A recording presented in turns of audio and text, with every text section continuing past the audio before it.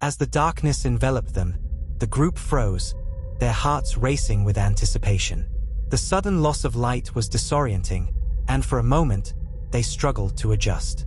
Adam's eyes scanned the darkness, his mind racing with worst-case scenarios. He stumbled forward, his hands outstretched in front of him, trying to get his bearings. "Everyone okay?" Maya called out, her voice firm but laced with concern. "I'm here," Emily replied, her voice shaking slightly. "Me too," Alex said, their voice steady. As they spoke, the group slowly began to move, their hands brushing against each other as they tried to regroup. The darkness was oppressive, making every movement feel labored. Maya fumbled in her backpack, her hands closing around a flashlight. She flicked it on, casting a weak beam of light through the darkness. The group blinked in the sudden light, their eyes adjusting slowly. They were in a small, cramped room, the walls lined with old filing cabinets and dusty boxes. "What happened?" Emily asked, her voice still shaking. "I don't know," Maya replied, her eyes scanning the room. "Maybe a power outage." Alex shook their heads. "I don't think so. This feels deliberate." Adam's eyes narrowed. "You think someone did this on purpose?" Alex nodded. "I do. And I think we should get out of here, now." The group exchanged nervous glances. They knew they had stumbled into something much bigger than themselves. As they turned to leave, they heard a faint noise, like footsteps echoing through the darkness. The group froze, their hearts pounding in unison.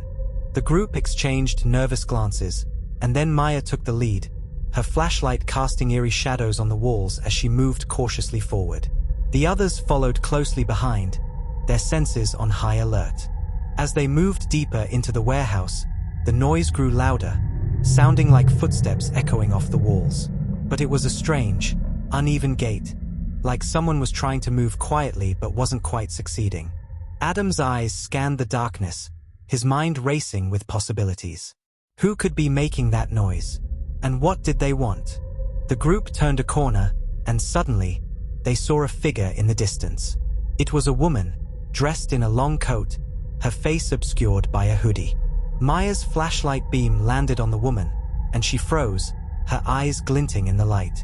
For a moment, the group just stared at her, unsure of what to do next.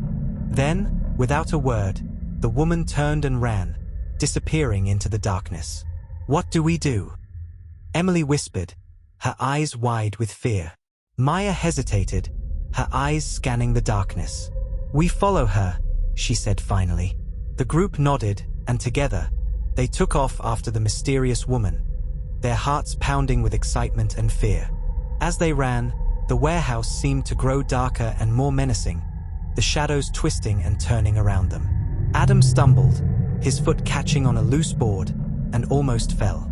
But Alex caught his arm, pulling him upright. "Keep moving," they whispered. The group burst through a door, and suddenly, they were outside, the cool night air hitting them like a slap in the face. They looked around, trying to get their bearings. They were in a deserted alleyway, the only sound the distant hum of traffic. And then, they saw the woman again, her figure disappearing around a corner. The group stood there, panting and unsure of what to do next. But as they looked at each other, they knew they had to keep moving forward, no matter what dangers lay ahead.